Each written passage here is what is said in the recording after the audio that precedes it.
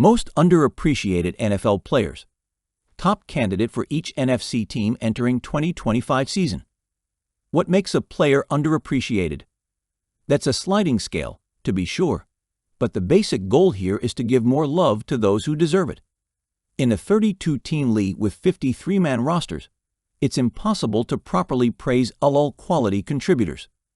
But as we head into summer, the NFL's slow season, it's a perfect time to check some of those boxes.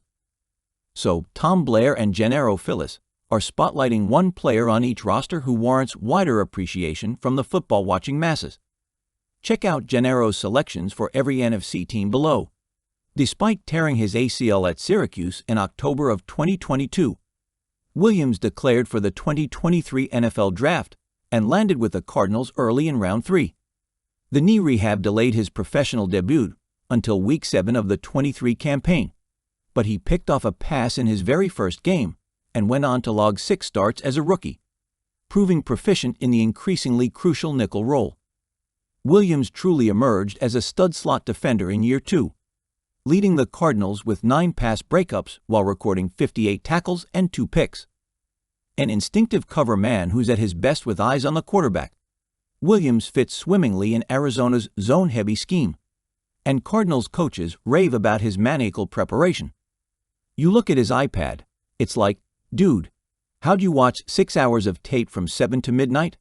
Like, there's only 5 hours. Headman Jonathan Gannon said to the assembled media halfway through last season. One of the biggest Pro Bowl snubs from this past season, Ellis comfortably led Atlanta with 151 tackles, but this isn't your typical inside linebacker. While the former 7th-round pick of the rival Saints leaves something to be desired in pass coverage, he was easily the 2024 Falcons' most efficient pass rusher. Tied for first with Lavonte David among off-ball backers in pressures, 34 per NGS, Ellis paced Atlanta with 16 quarterback hits and fell just 1 sack shy of the team lead with 5. The versatile defender was a one-man army in many games, including the Week 9 win over Dallas, when Ellis piled up 13 tackles, including 2 for loss, 5 pressures, 3 QB hits, and a sack. It will be interesting to see how the linebacker's role evolves under new defensive coordinator Jeff Ulbrich, especially considering the Falcons' aggressive efforts to upgrade the edge rushing group this offseason. Moton is a rock-solid right tackle. That's really the best way to describe him. The last pick of the 2nd round back in 2017, Moton took over the Panthers' starting RT job in 2018 and has capably manned it since. While he's never made a Pro Bowl, he has made 113 starts, including an Ironman streak of 104 in a row that came to an end this past October, when Moton missed 2 games with a triceps injury. According to Pro Football Focus charting, he has only allowed 1 sack in 3 of the past 4 seasons.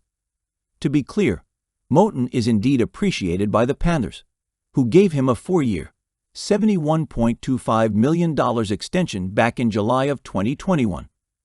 But as the 30-year-old heads into a contract season, I question whether the wider football-watching public recognizes Moton's immense value as a reliable bookend in a league that just doesn't have enough quality offensive linemen. Dexter started last season on a tear with 4 sacks and 10 QB hits in Chicago's first 5 games. He only recorded 1 sack and 9 QB hits in his final 10 games, though missing 2 contests due to a knee injury. To be fair, the second-year pro didn't have much support on the Bears' defensive interior, especially after fellow DT Andrew Billings suffered a season-ending injury in early November. But Ryan Poles fortified the D-line in free agency, adding Deo Odeyingbo and Grady Jarrett, and the draft, 2nd-round pick Shemar Turner. With that influx of talent, Dexter could be set to move around the front more as a more versatile weapon in new defensive coordinator Dennis Allen's scheme. One of the immediate benefits of the George Pickens trade, Jalen Tolbert stops getting hate he doesn't deserve.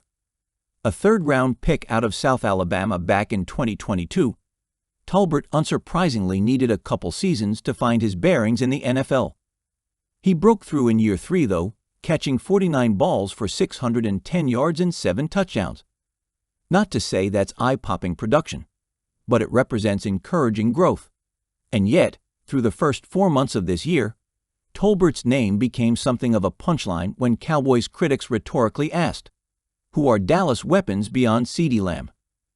With Pickens' arrival as the new WR2, Tolbert is a more than functional WR3, so everyone can get off the man's case.